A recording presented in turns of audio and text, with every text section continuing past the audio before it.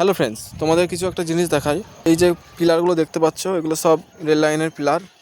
তো এই পিলারগুলোর উপর দিয়ে রেলগাড়ি, মালবহন গাড়ি, যাত্রীবাহী গাড়ি দ্রুত গতিতে ছুটে যায়, তবু এর বিন্দুমাত্র ক্ষয় হয় না, ফাটল হয় না, ভাঙেও না। আর এটাও সিমেন্ট, বালি, পাথরের তৈরি। আর আমাদের গ্রামে গঞ্জের রাস্তাঘাটগুলো যে তৈরি হচ্ছে বর্তমানে, ঢালাই রাস্তাগুলো, পাথর উঠে চলে যাচ্ছে, রাস্তা ফেটে 2 খণ্ড 3 খণ্ড হয়ে যাচ্ছে। হ্যাঁ, কোথাও রাস্তায় গর্ত হয়ে যাচ্ছে, ওটাও বালি, সিমেন্ট, পাথরের তৈরি। সেম মেটেরিয়াল দিয়ে তৈরি হচ্ছে দুটো জিনিসই, কিন্তু এটার কোনো ক্ষয় হচ্ছে না, ভাঙছে না। আর ওটা ভেঙে চৌচির হয়ে যাচ্ছে। পার্থক্যটা কোথায় জানেন? ওই রাস্তাতে বেইমানি, কাটমানি ইত্যাদিতে ভরা। আর এই যে রেলের, নেই কোনো বেইমানি, নেই কোনো কাটমানি, তাই এটা দীর্ঘস্থায়ী, কোনো ক্ষয় ছাড়াই টিকে থাকে। আপনারা একমত হলে অবশ্যই ভিডিওতে লাইক করবেন।